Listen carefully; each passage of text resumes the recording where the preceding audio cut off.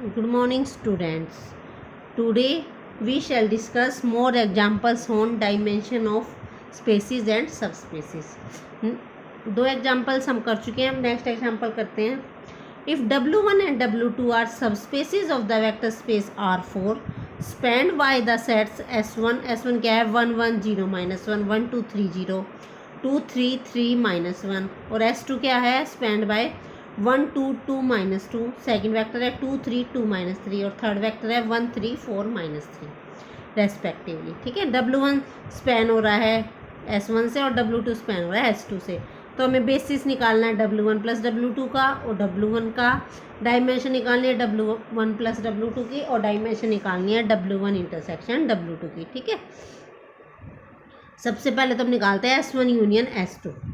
अब S1 union S2 का मतलब क्या है, ये सारे एलिमेंट जो S1 के एलिमेंट है वे और जो S2 के एलिमेंट है वे सारे इकट्ठे हो गए. अब हमने पहले थ्योरम की थी W1 plus W2 is generated by W1 union W2. याद हो तो हमने फर्स्ट चैप्टर में ही की थी कि W1 plus W2 is generated by W1 union W2. Therefore W1 plus W2 is generated by S1 union S2. क्यों? क्योंकि W1 S1 से जनरेट हो रहा है, W2 S2 से, तो W1 प्लस W2 किससे जनरेट होगा S1 यूनियन S2 से. Now consider a matrix A formed by taking the generator of W1 plus W2 as the row matrix. अब हम ले लेते हैं ये W1 प्लस W2 के लिए क्या बन जाएंगे, ये सारे एलिमेंट हमने लिख दिए हैं इसमें. अब हम क्या करेंगे, इसको रो इक्विवेलेंट फॉर्म बनाएंगे. रो इक्विवेलेंट फॉर्म बनाने के लिए रो ऑपरेशन लगाएंगे, वो आप लगा ही सकते हो. रो ऑपरेशन लगाने के बाद ये एज इट इज इनको जीरो बनाना है, इसमें से ये सब्ट्रैक्ट कर दिया, इसको 2 से मल्टीप्लाई करके सब्ट्रैक्ट, ऐसे सारे ऑपरेशंस आपको लगाने आते हैं. इसको रो इक्विवेलेंट फॉर्म में बनाना है. जब आप इसको रो इक्विवेलेंट फॉर्म में बना दोगे तो 3 जो नॉन जीरो रोज बची है, कितनी 3 बची है ना नॉन जीरो रोज, तो ये क्या बनाएंगी basis of W1 plus W2. तो dimension of W1 plus W2 क्या आ गई 3. तो आगे से आपको W1 प्लस W2 की डायमेंशन निकालनी है, तो उसको निकालने का एक मेथड ये भी है. दोनों की यूनियन लो, जो स्पैनिंग सेट दे रखे हैं, फिर उनको रो इक्विवेलेंट फॉर्म में कन्वर्ट कर दो मैट्रिक्स को, और उसके बाद जो नॉन जीरो रो है वो आ जाएगा बेसिस. अब हमें W1 का निकालना है. W1 का निकालना तो और भी आसान है, ये एलिमेंट लिख देते W1 के मैट्रिक्स की फॉर्म में लिख दिए. अब इसको रो इक्विवेलेंट की फॉर्म में बनाएंगे. ये हो गया 0 0, यहाँ से आ गया तो ये 2 नॉन जीरो रोज आ गई. ये डायमेंशन ऑफ W1 होगी 2 और ये बेसिस बन गया ये वाला. ठीक है, also we can verify that dimension of W2 equal to 2. इसी तरह हम W2 निकालेंगे ना, वो भी क्या आएगी 2. अब dimension of W1 plus W2 भी आ गई, W1 भी आ गई. अब किसकी निकालनी है, W1 इंटरसेक्शन W2 की.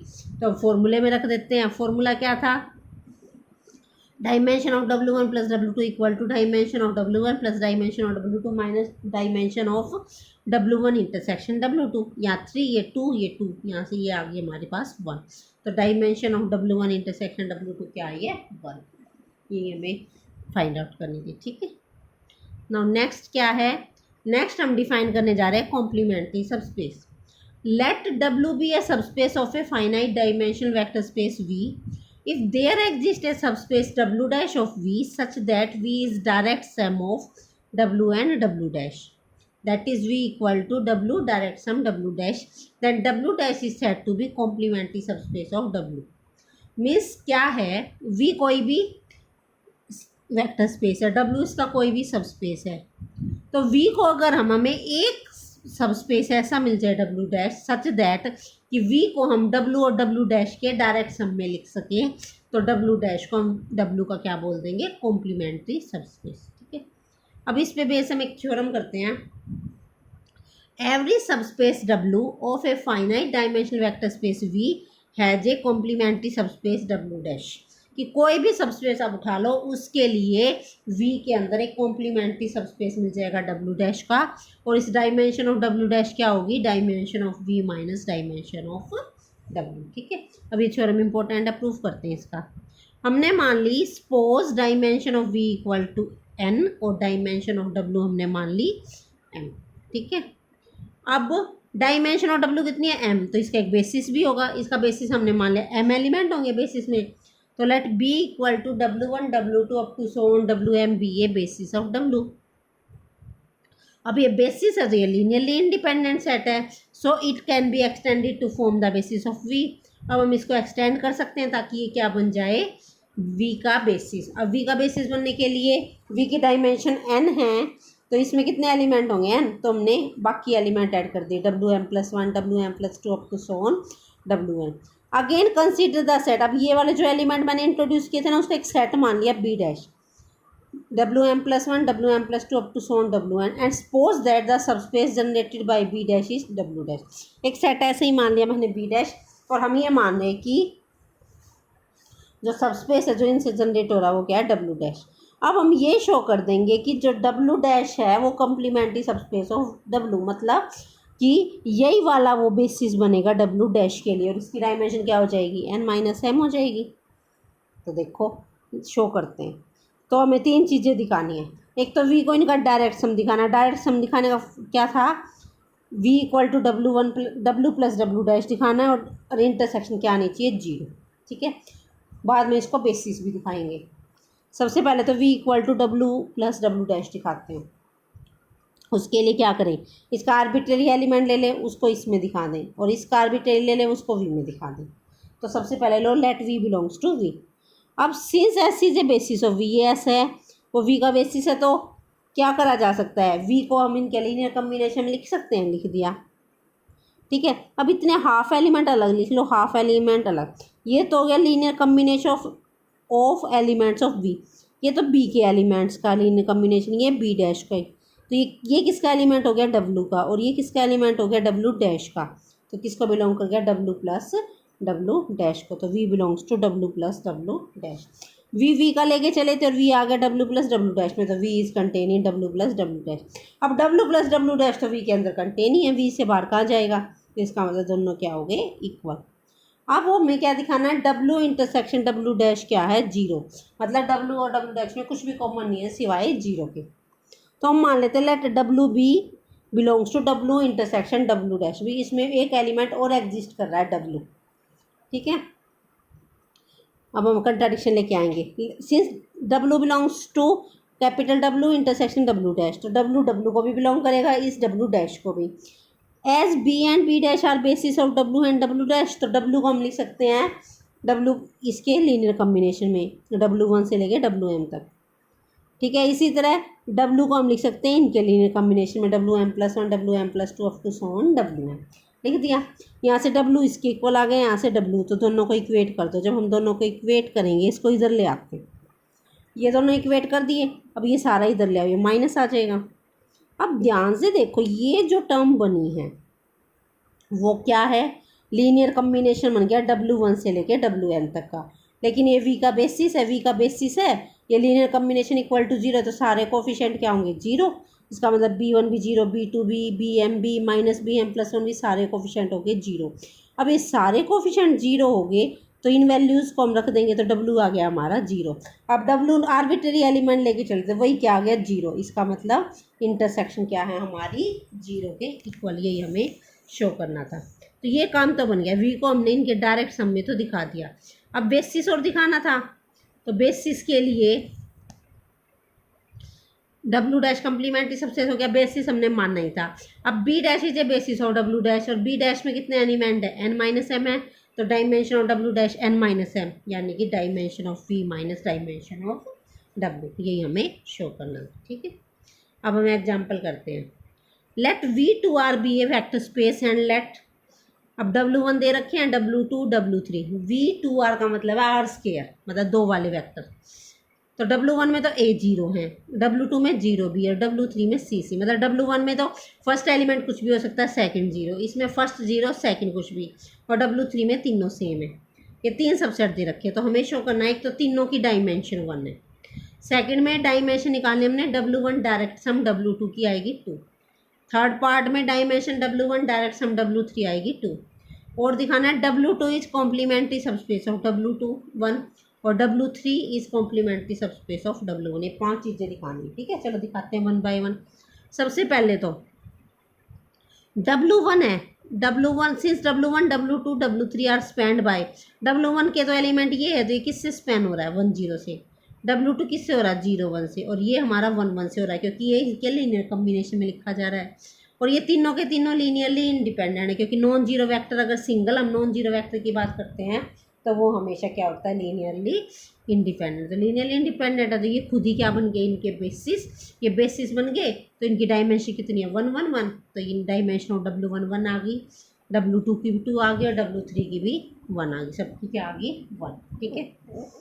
नाउ सेकंड पार्ट, सेकंड में क्या करना है, W1 डायरेक्ट सम W2 की डायमेंशन निकालनी है। Obviously W1 W2 W3 are subspaces of V2। Let V be arbitrary element of V। तो V आर्बिट्रेरी एलिमेंट है तो V किस फॉर्म का होगा, ऑर्डर्ड पेयर में होगा, x, y। अब x, y को मैं लिख सकती हूँ x0 + 0y। ये एलिमेंट किसका है, फर्स्ट एलिमेंट कुछ भी, सेकंड 0, W1 का। ये किसका है, W2 का। तो V का एलिमेंट लिया था, किस में आ गया, W1 + W2 में। इसका मतलब V किसके अंदर कंटेन हो गया, W1 + W2 के। अब W1 + W2 तो V के अंदर है ही, इसका मतलब V = W1 + W2। अब हमें क्या दिखाना है, ये तो आ गया हमारा। अब हम चेक करते हैं, let x belongs to W1 intersection W2 क्या है, डायरेक्ट सम दिखाना है ना, क्योंकि let x belongs to W1 intersection W2।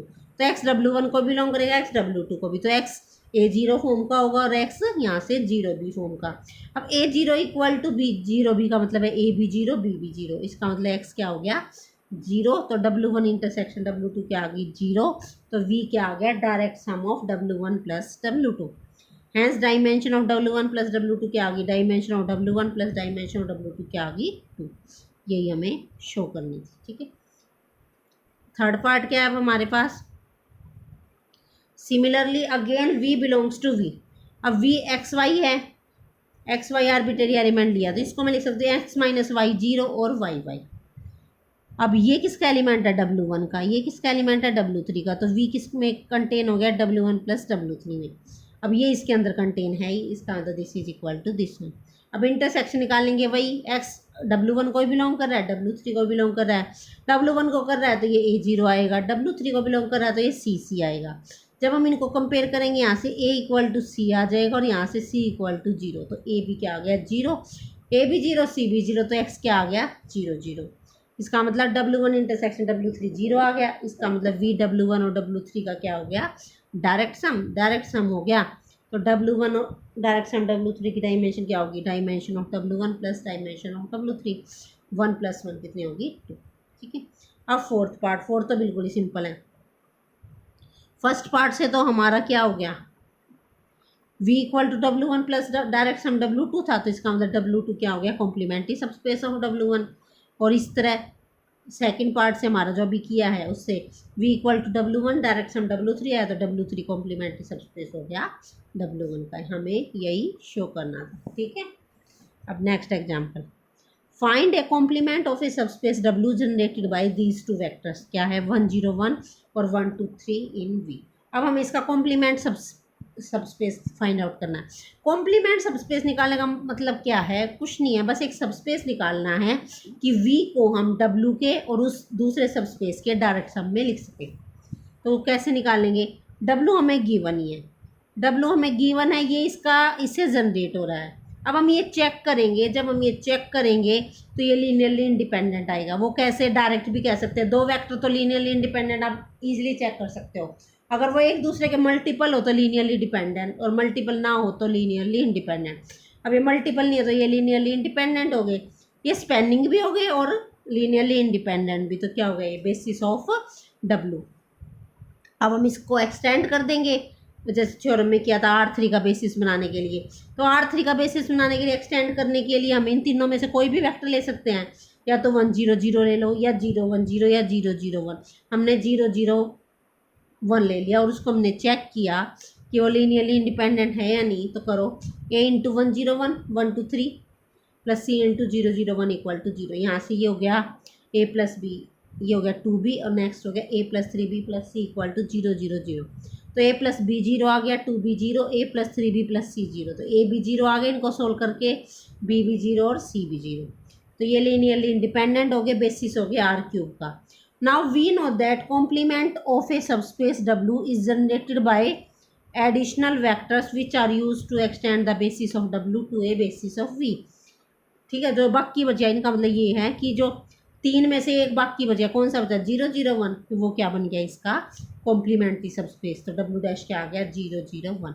हमें यही शो करना था। ठीक है, कोई ज़रूरी नहीं आपको 001 चेक करना है, आप 101 को भी चेक कर सकते हो, 010 को भी चेक कर सकते हो। ठीक है, तो इस टाइप से आपको कॉम्प्लीमेंट्री सबस्पेस निकालना है। ये एक्सरसाइज है आपकी, आपको ये सोल्व कर लेनी है। अगर कोई प्रॉब्लम हो तो आप पूछ सकते हो। आपका सेकंड चैप्टर कंप्लीट हो गया।